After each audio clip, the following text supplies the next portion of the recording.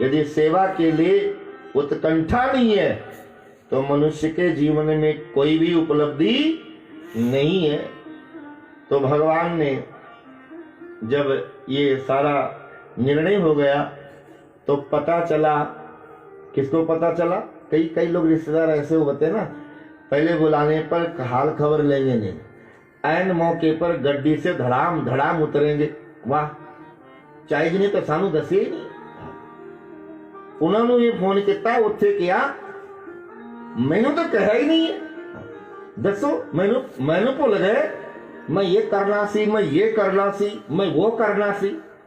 माता ने कहा ते की बिगड़ गया तो हुण कर दे। अब दुर्योधन आया ओ आंधी की तरह, इतना अन्याय, अरे हमें पूछा तक नहीं, हमें बेगाना समझ लिया, अरे हम तो सगे हैं, ये तो द्वारिका से आया, हम तो सगे हैं, क्या हुआ जरा जरा सी बात से कभी लड़ाई झगड़ा हो गया, हम तो एक घर के बच्चे हैं, इतना बड़ा अन्याय, इतना बड़ा अन्याय, हमारा कहीं भी नाम, सेवादारों में कहीं नाम नहीं है, हमें तो ऐसे बेगाना कर दिया, ठुकरा दिया। वो लगा हल्ला मचाने।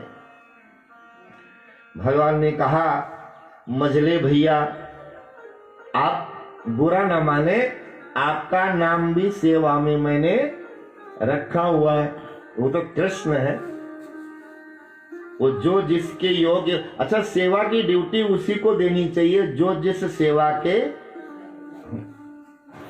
अब मेरे जैसे साधु को ड्यूटी लगा दो। मैंने कहा क्या करना पड़ेगा? तो वंदना ने कहा मक्की दियां रोटियां बना के दो। तो मेरे से तो वो आटा पकड़ूंगा तो इधर गिरेगा। अब हमने कभी बनाए ही नहीं, हमें तो भगवान के गीत गाने की सेवा दे दिया, तो हमारी सेवा से जो भी है सारे के सारे निहाल होंगे। लेकिन जो काम हमें आता ही नहीं, तो भगवान समझते थे कौन क्या कर सकता है। तो दुर्योधन ने कहा कहां कितने खड़े करोगे, मैंने कोई जगह ही नहीं है। भगवान ने कहा चिंता न करो, हमने आप भैया आपके लिए बड़े महत्व की सेवा आपके नाम रखा हुआ, आप नहीं करना है। तो दुर्योधन ने कहा एक बार बता तो दो। तब ठाकुर ने कहा जब महात्मा लोग आएंगे, संत ब्राह्मण आचार्य आएंगे, उनका अभ्यागत होगा, उनका स्वागत होगा, उनको भोजन प्रसाद आदि करके विदा जब करेंगे तो उनकी की हुई सारी सेवकाई, उनकी की हुई सारी भोजन की, विश्राम की, वस्त्र की, अन्न की, सारा कुछ किया हुआ वो तब तक सफल नहीं होगा जब तक उन्हें कितनी जल्दी बोल दिया, जब तक दक्षिणा ना दें। पूजा का फल प्राप्त करने के लिए एक दक्षिणा और एक प्रदक्षिणा और फिर आशीर्वाद मिलता है महाराज, फिर आशीर्वाद मिलता है। उस दिन घुमा दिया ना पंडित जी ने, जब आप क्या कर रहे थे, आप गोवर्धन पूजा कर रहे थे। अब कहाँ वहां वृंदावन जाए, इत्थे ही घूम लो साक्षी मानकर। तो दुर्योधन को भगवान ने बताया कि मझले भैया सबसे महत्व की सेवा आपकी है। अच्छा, हम आपसे पूछें कि आपको 36 प्रकार का भोजन कराया गया और नाना प्रकार के वस्त्र दिए गए, नाना प्रकार की ज्वेलरी दी गई और उसमें नाना प्रकार के लिफाफे रख दिए गए, इतने मोटे मोटे लिफाफे कि आप दोनों हाथों से उठा रहे हो, तो आप खुश किसके ऊपर ज्यादा हो गए? खाना खिलाने वाले, थाली तो भूल ही जाओगे। ये 2-2 हजार के इतने नोट एक जगह तो हमने कहीं देखे ही नहीं। ये कली में कुछ प्रभाव मन में ऐसा हो गया है कि धन की भूख कभी भी पूरी होती, हाँ, भोजन की भूख से भी हम मना कर देते, बस बस बस। कपड़े देने वाले को भी मना कर देते, बस बहुत बड़े अलमारी भरी पई कितने रखेंगे, किसी और को दे देना। लेकिन चक के बारे में कोई मना नहीं, ये किसी और को दे देना। प्राजी साडे कोल तो रब दा दिता होया बहुत कुछ है, ये किसी और दे काम आ जाएगा। ये कोई नहीं बोलता। ले आओ, 2-4 जीरो और बढ़ा देते तो और अच्छा था। कभी भी कलिकाल का ऐसा स्वरूप है कि हर चीज की क्षुधा पूरी हो जाती है, लेकिन धन एक ऐसी भूख है कि कभी भी पूरा होता। भोगा न भोक्ता वयमेव भोक्ता, ये भूख पूरी नहीं हुई और जिसको भूख लगी थी वही पूरा हो गया। ऐसी विधि है। तो दुर्योधन बहुत खुश हुआ, वाह ये लिफाफे भी देना, ये पैसे देने, वाह ये तो मेरे मन की बात हो गई। राजा परीक्षित ने कहा, गुरुजी ये दुर्योधन कैसे खुश हो रहा है? सारा परिश्रम पांडवों का है और सारा यज्ञ पांडव कर रहे हैं, सारी योजना पांडवों की है, और जब इसको दक्षिणा देने के लिए खड़ा कर दिया गया तो इतना खुश क्यों हो रहा है? तो सुखदेव जी ने कहा कि उसकी नियत में खोट है। दुर्योधन की नियत में खोट है, इसलिए वो खुश हो रहा है। वो इसलिए खुश हो रहा है कि माता जी जिसको बोलेंगी इसको 500 रुपये देना है तो उसको तो मैं 5000 दूंगा, और जिसको आज्ञा होगी 5000 देना उसको मैं 50,000 दूंगा, क्योंकि हमें सारा कुछ दे दिया गया ना। राजा परीक्षित ने कहा बात कुछ हजम नहीं हुई। तब भगवान सुखदेव जी ने कहा कि उसकी नीयत खराब है, वो जल्दी से जल्दी उस भंडार को खत्म करना चाहता है, जल्दी से जल्दी खत्म हो जाए। और जब बाकी ब्राह्मण, बाकी साधु, बाकी आचार्य जब बच जाएंगे, जब उनका नंबर आएगा और दक्षिणा के लिफाफे खत्म हो जाएंगे, तो वो सारे के सारे क्या देते जाएंगे? धीरे से बोलते हैं, आपको कोई श्राप देने वाला नहीं, आपको तो सारे प्यार देके जाने वाले हैं। चाहे खाली तुलसी का पत्ता पानी में डाल के पिला देना।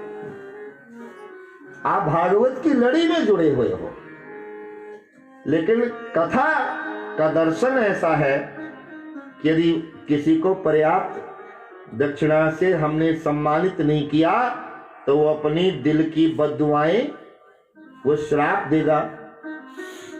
तो दुर्योधन ने सोचा जब ब्राह्मणों का श्राप मिल जाएगा तो पांडवों का सारा बेड़ा गर्क हो जाएगा।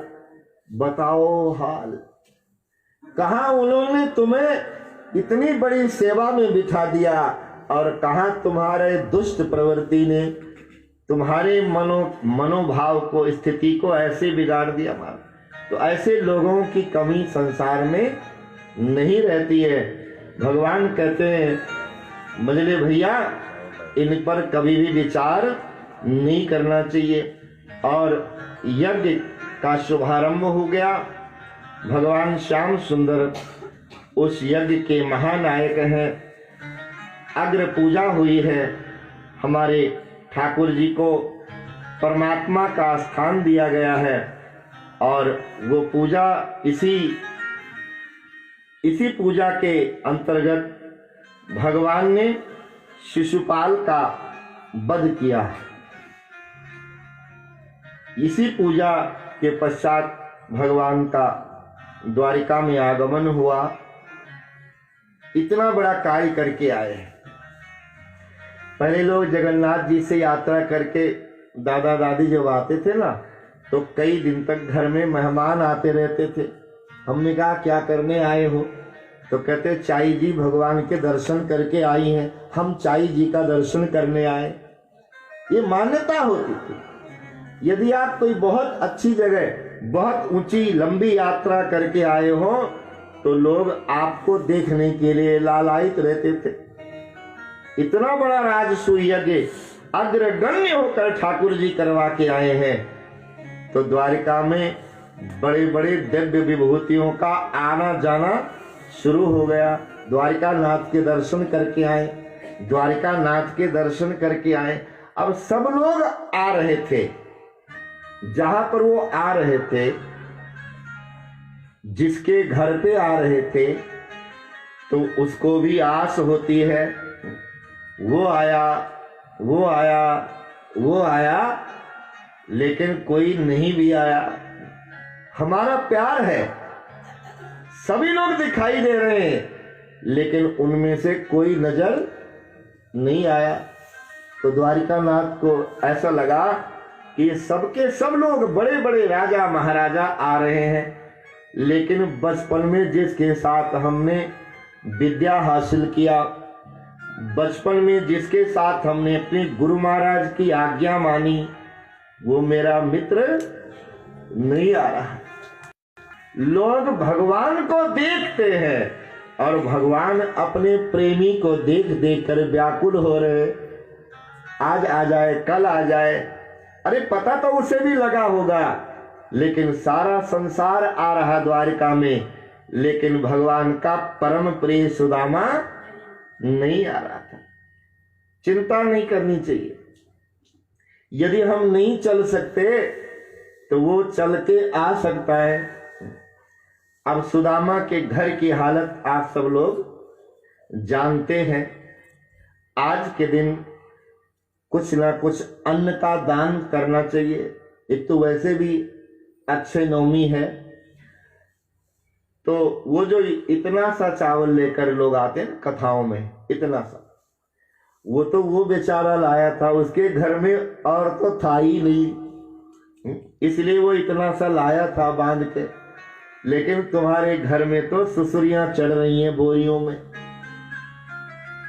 अब ये सेठानियां भी, हमने शायद 9 की कथा में कहा भी था कि दान क्षमता के हिसाब से होता है, दान योग्यता के हिसाब से होता है, और दान दानी की हैसियत के मुताबिक होता है। संपत्ति की कोई सीमा नहीं है। और दान के लिए वो निर्जला एकादशी आई। अब क्या दान कर रहे हैं?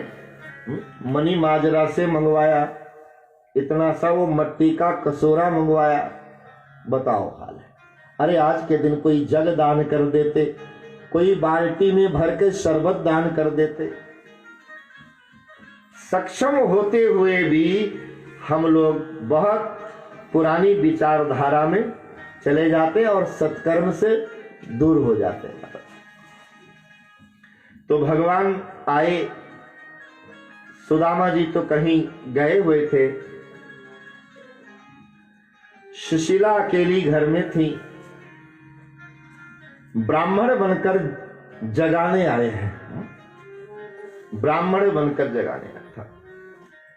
भगवान ही, परमात्मा ही महात्मा बनकर संसार को जागृत करने आते हैं। जाग लियो रे मन जाग लियो, काहे गाफिल सोए। वो जगाने के लिए, वो सावधान करने के लिए साधु महात्मा के रूप में भगवान ही हमारे जीवन में आते हैं। 3 बार भगवान ने ब्राह्मण के रूप में आवाज दिया तो सुशीला शर्म के मारे बोल नहीं रही थी। 4थी बार में सुशीला ने कहा, जी प्रणाम है आपको। भगवान ब्राह्मण रूप में कहने लगे, देवी बाहर आओ, हमें कुछ भी भिक्षा में दे दो। सुशीला ने कहा, साड़ी तो मेरी एक ही साड़ी है और उसको शुद्ध करने के लिए मैंने धोके मन में कहा, अब मैं कैसे बाहर जाऊं। स्त्री की मान मर्यादा आगे खड़ी हो गई, अब मैं बाहर कैसे जाऊं। चलो कुछ भी लपेट कर, चादर पुराना जो भी लपेट कर मैं चली भी जाऊं, लेकिन इस पंडित जी को देने के लिए कुछ भी मेरे घर में। इसलिए सुशीला ने बहाना बनाया। गृहिणी को हर बहाने बनाने आते हैं और आना भी चाहिए। आपसे कुल की मर्यादा है, आपसे हमारे घर की आन और शान है। तो जब घर की कोई इज्जत बिगड़ने वाली हो, ऐसी हालत में घर की बहुओं को झूठ बोलने का आदेश दिया गया है। कैसे भी हमारे घर की बेइज्जती ना हो। हमारा आपस में जैसा भी रिलेशन है, लेकिन पूरे परिवार की कीर्ति हमारे हाथों में है। तो सुशीला ने कहा कि क्षमा करें, मैं बाहर आके आपको कुछ नहीं दे सकती।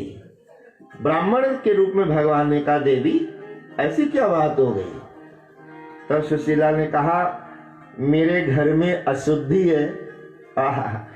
भगवान न करे कभी तुम्हारे किसी के जीवन में ऐसी अशुद्धि आए। ब्राह्मण के रूप में ठाकुर जी ने कहा, देवी क्या कारण हो गया? अशुद्धि तो दो कारण से होती है, या तो कोई घर में मर जाए तो तब कुछ हम वहां लेन देन, और या फिर कोई पैदा हो जाए। तो देवी ऐसा कौन सा कारण हुआ है? तो सुशीला ने कहा कि मेरे घर में कन्या का जन्म हुआ है। मेरे घर में किसका जन्म हुआ? कन्या का जन्म हुआ है।